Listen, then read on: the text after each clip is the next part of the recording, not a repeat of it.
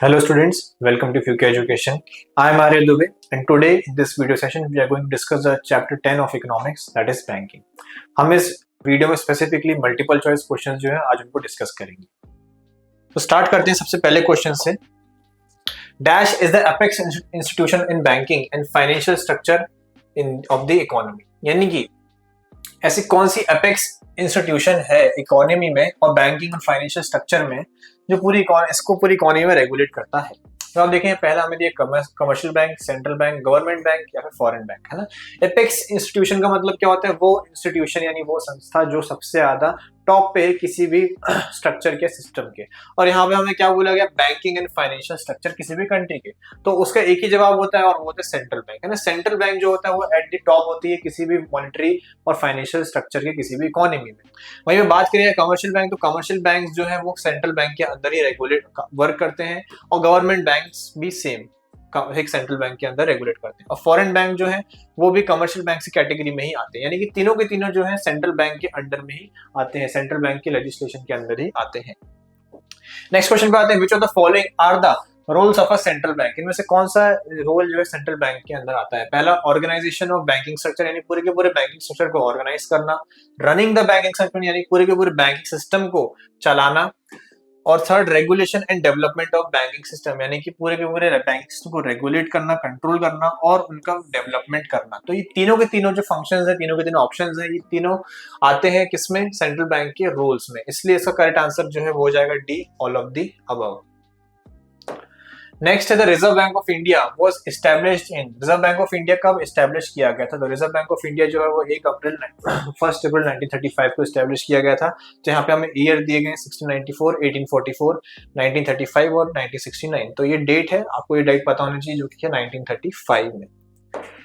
RBI was nationalised इन, और उसे nationalise कब किया गया था? तो यहाँ पे भी हमें तीन ऑप्शन दिए हैं, 1935, 1949, 1964 और 1969। तो इसका करेक्ट आंसर जो है वो आपका 1935 होगा। In the year 1935 reserve bank of India was nationalised.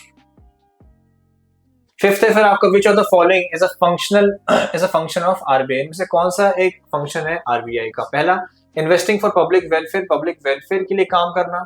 दूसरा, डीलिंग विद जनरल पब्लिक से डील करना। ओके, तो ए ऑप्शन जो है वो करेक्ट है आपका, बिकॉज यस आरबीआई जो है पब्लिक वेलफेयर के लिए इन्वेस्ट करती है ना। बी है dealing with general public. RBI reserve bank of India जो है वो डायरेक्टली कभी भी जनरल पब्लिक से डील नहीं करती है ना, तो बी आपका ऑप्शन जो है गलत हो जाएगा। एक्सटेंडिंग लोन टू पब्लिक, और ना ही रिजर्व बैंक ऑफ इंडिया जो है वो किसी भी पब्लिक को लोन एक्सटेंड करती है ना। ये दोनों के दोनों काम जो है बी और सी ये कमर्शियल बैंक्स के होते हैं, ना कि किसी सेंट्रल बैंक के। तो इसलिए आपका यहाँ पे करेक्ट आंसर जो है वो हो जाएगा आपका A, investing for public welfare. Sixth है फिर आपका, which of the following statement about the central bank is correct? इनमें से कौन सा स्टेटमेंट सेंट्रल बैंक के बारे में सही है? It is an organ of the government, यानी कि सेंट्रल बैंक ऑफ इंडिया जो है वो गवर्नमेंट का एक ऑर्गन है, यानी कि पार्ट है, हिस्सा है। ठीक है, यस ए करेक्ट है आपका। B has sole monopoly of issuing currency, क्या मतलब वो इसका यानी करेंसी इशू करने का सिर्फ और सिर्फ उसी के पास अधिकार है, एक सोल मोनोपोली है। तो यस बी भी करेक्ट है। सी है आपका, बैंकर ऑफ द गवर्नमेंट, यानी कि गवर्नमेंट के लिए वो एज अ बैंक एक्ट करता है, जैसे हमारे लिए हम कमर्शियल बैंक से एक्ट करते हैं वैसे ही रिजर्व बैंक ऑफ इंडिया या फिर सेंट्रल बैंक जो है वो गवर्नमेंट के लिए एज अ बैंकर एक्ट करता है। तो यस सी भी करेक्ट है ना। तीनों के तीनों जो है इस सेंट्रल बैंक के बारे में स्टेटमेंट करेक्ट है, इसलिए यहाँ पे आप D, all of the above choose करेंगे। नेक्स्ट है फिर आपको, currency notes issued by RBI are. जो आरबीआई जिन करेंसी नोट्स को इशू करता है वो क्या कहलाते हैं? पहला है लीगल टेंडर मनी, दूसरा है हाई पावर्ड मनी, तीसरा है लो पावर्ड मनी, या फिर चौथा है स्टॉक ऑफ मनी। तो जो आरबीआई जो भी नोट्स या करेंसी इशू करता है उसको हम बोलते हैं लीगल टेंडर मनी, यानी कि ये जो मनी जो भी इशू करता है वो लीगली और लॉफुली एक्सेप्टेड होते हैं। हाई पावर्ड मनी जो है वो एक अलग कंसेप्ट है ना। हाई पावर्ड मनी यानी टोटल मनी इन सर्कुलेशन बोला जाता है। लो पावर्ड मनी और हाई पावर्ड मनी दोनों यहाँ पे इससे गलत ऑप्शन देंगे। और स्टॉक ऑफ मनी यानी कि मनी सप्लाई के बारे में बात करी जा रही है, तो वो भी यहाँ पे गलत ऑप्शन हो जाएगा। नेक्स्ट क्वेश्चन पे आते हैं, central bank act as a dash of government. Central bank जो है वो गवर्नमेंट के लिए एज क्या एक्ट करता है? पहला है आपका एजेंट एंड बैंकर, यानी एजेंट यानी गवर्नमेंट के बिहाफ पे वो एक्ट करता है ना, गवर्नमेंट को रिप्रेजेंट करता है, यस एजेंट भी है एंड गवर्नमेंट का वो बैंकर भी है, यानी गवर्नमेंट के लिए एज एन बैंकिंग सर्विसेज और बैंकिंग एडवाइस सजेशन भी प्रोवाइड करता है। तो यस ए करेक्ट है। बी है एडवाइजर, यस तो एडवाइजर भी रहेगा गवर्नमेंट को क्या क्या फाइनेंशियल डिसीजंस लेने चाहिए, है ना, क्या क्या गवर्नमेंट के फाइनेंसेस में क्या क्या इंप्रूवमेंट किए जा सकते हैं, ये एडवाइजर एज एडवाइजर भी सेंट्रल बैंक जो एक्ट करता है। तो इसलिए आपका यहाँ पे करेक्ट आंसर जो है वो हो जाएगा C, both A and B, because A और बी जो है आपके दोनों ही दोनों करेक्ट ऑप्शंस हैं। फिर 9th क्वेश्चन है आपका, dash is the minimum rate at which the central bank give loans to the commercial bank. Okay, तो सेंट्रल बैंक जो है किस रेट ऑफ इंटरेस्ट पे लोन्स प्रोवाइड करता है कमर्शियल बैंक्स को, उस रेट का एक नाम है ना, तो bank rate, reverse repo rate, reverse bank rate या फिर नन ऑफ द अबव। तो इसका जो करेक्ट आंसर रहेगा वो रहेगा bank rate, because bank rate ही एक ऐसा रेट है जहां पे सेंट्रल बैंक कमर्शियल बैंक को लोन या फिर मनी प्रोवाइड करता है ना। यूजुअली ये जो जिस पीरियड ऑफ टाइम के लिए प्रोवाइड करता है ये यूजुअली मीडियम टू लॉन्ग होता है।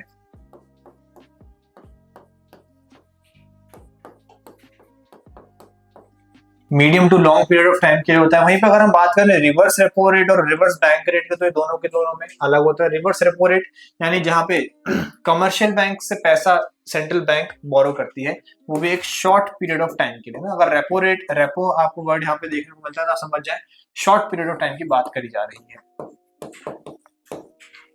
और रिवर्स बैंक रेट यानी कि बैंक रेट से सिमिलर है, मीडियम टू लॉन्ग पीरियड रहेगा, लेकिन यहाँ पे रिवर्स हो जाता है, यानी कि यहाँ पे कमर्शियल बैंक पैसा नहीं दे रहा है, सेंट्रल बैंक पैसा नहीं दे रहा है कमर्शियल बैंक को, बल्कि कमर्शियल बैंक पैसा दे रहा है किसको, सेंट्रल बैंक को। ओके, तो यहाँ पे बस यहाँ पूछा गया था कि वो रेट जिसपे सेंट्रल बैंक पैसा देता है किसको, कमर्शियल बैंक को, इसलिए ए आपका करेक्ट ऑप्शन हो जाएगा। नेक्स्ट है 10th, dash is the rate of interest at which RBI lends to commercial bank for short period. ठीक है, तो पिछले वाले क्वेश्चन में जो पीरियड ऑफ टाइम था वो स्पेसिफाई नहीं किया गया था, तो हमने इसलिए बैंक रेट वहां पे सिलेक्ट कर लिया था, लेकिन अब यहाँ पे पीरियड ऑफ टाइम भी स्पेसिफाई कर दिया है ना। और जैसे कि मैंने आपको पिछले क्वेश्चन में बताया था कि बैंक रेट जो होता है वो मीडियम टू लॉन्ग रेंज के लिए, मीडियम टू लॉन्ग टर्म के लिए होता है, इसलिए ए आपका गलत हो जाएगा। जिसका करेक्ट आंसर रहेगा वो रहेगा B, repo rate. Repo rate जो होता है वो भी, इसमें भी जो सेंट्रल बैंक है वो कमर्शियल बैंक को पैसा लेंड करता है, बट फॉर शॉर्ट और पीरियड ऑफ टाइम। वहीं बात करिए रिवर्स रेपो रेट और रिवर्स बैंक रेट, तो दोनों में ही जो है पैसा कमर्शियल बैंक जो है वो सेंट्रल बैंक को लेंड करते हैं, और यहाँ पे बात जो करी गई है वो बात करी गई सिर्फ आरबीआई की कमर्शियल बैंक को पैसा लेंड करने की, इसलिए बी और सी और डी जो है आपके वो गलत हो जाएंगे। नेक्स्ट है question number 11, dash is the rate of interest at which RBI borrows from the commercial bank for short period, यानी वो इंटरेस्ट रेट जहां पे, अब देखिए रूल्स जो है रिवर्स हो गए हैं। रिजर्व बैंक ऑफ इंडिया जब पैसा बोरो करता है किससे, कमर्शियल बैंक से, वो भी किसके लिए, शॉर्टर पीरियड ऑफ टाइम्स के लिए ना। तो बैंक पहला ऑप्शन दिया बैंक रेट, तो ये आपको गलत हो जाएगा, बिकॉज यहाँ पे पैसा सेंट्रल बैंक लेंड करता है किसको, कमर्शियल बैंक को, वो भी लॉन्ग पीरियड ऑफ टाइम के लिए। दो चीजें हमें यहाँ पे ध्यान देनी है कि आरबीआई बोरोस और दूसरा शॉर्ट पीरियड ऑफ टाइम, दोनों कंडीशन फुलफिल होनी चाहिए। रेपो रेट या शॉर्ट पीरियड के लिए होता है, लेकिन यहाँ पे आरबीआई बोरो नहीं करता बल्कि कमर्शियल बैंक बोरो करता है। सी रिवर्स रेपो रेट, तो यस यहाँ पे सी जो है वो करेक्ट है, because short period of time के लिए भी होता है और कमर्शियल बैंक लेंड करता है। और डी है आपका बैंक रेट, तो बैंक रेट यहाँ पे नहीं होगा ऑप्शन, इवन दो यहाँ पे पैसा कमर्शियल बैंक को लेंड कर रहा है किसको, आरबीआई को, आरबीआई बोरो कर रहा है, लेकिन बैंक रेट जो होता है वो मीडियम टू लॉन्ग टर्म के लिए होता है। Dash refer to sale and purchase of government securities in the open market by RBI, यानी ऐसी प्रोसेस जहां पे सेल एंड परचेज करी जा रही है गवर्नमेंट सिक्योरिटीज के, वो भी किसके through, reserve bank of India की, वो भी ओपन मार्केट में है ना, जहां पे मतलब इंडिविजुअल्स फर्म जनरल पब्लिक आके गवर्नमेंट सिक्योरिटीज को खरीद सकती हैं, और जो सेल एंड परचेज कौन कंडक्ट कराता है, RBI, reserve bank of India. तो इसको हम कौन सी प्रोसेस बोलते हैं, ऑप्शन ए आपका दिया है बैंक रेट, तो bank rate is an interest rate जिसपे कमर्शियल बैंक, सेंट्रल बैंक जो है कमर्शियल बैंक को पैसा लेंड करता है, तो इसलिए आपका बैंक रेट जो है वो गलत हो जाएगा। इसका करेक्ट आंसर जो है वो बी है आपका, open market operation. Open market operation एक ऐसी प्रोसेस है जहां पे Reserve bank of India in an open market sale करता है गवर्नमेंट सिक्योरिटीज को और परचेज करता है, दोनों चीज कर सकते हैं। यूजुअली वो मनी कंट्रोल करने के लिए इस चीज को करता है। वहीं पे रिवर्स रेपो रेट और बैंक रेट भी आपके सी और डी भी गलत हो जाएंगे, बिकॉज ये पैसा लेंड करने के इंटरेस्ट रेट्स हैं। Question number 13 dash is the minimum percentage of the total deposit required to be maintained in the form of cash reserve by commercial bank with central bank. ठीक है, तो यहाँ पे बोला गया कि मिनिमम परसेंटेज ऑफ रिजर्व है ना, तो यहाँ पे कुछ रिजर्व की बात करी गई, कैश रिजर्व की, जो कि कमर्शियल बैंक को रखना पड़ता है किसके पास, सेंट्रल बैंक के पास। ओके, तो एक करके ऑप्शन दिखते हैं यहाँ पे। बैंक रेट नहीं होगा, इंटरेस्ट रेट होता है, ना ही बैंक रेट ना ही रेपो रेट। इसका जो करेक्ट आंसर रहेगा वो रहेगा आपका कैश रिजर्व रेशियो, है ना। कैश रिजर्व रेशियो वो रेशियो होता है या फिर वो रिजर्व होता है जो कमर्शियल बैंक्स को अपने टोटल डिपॉजिट्स में से एक स्पेसिफाइड रेशियो रखना पड़ता है किसका, सेंट्रल बैंक के पास।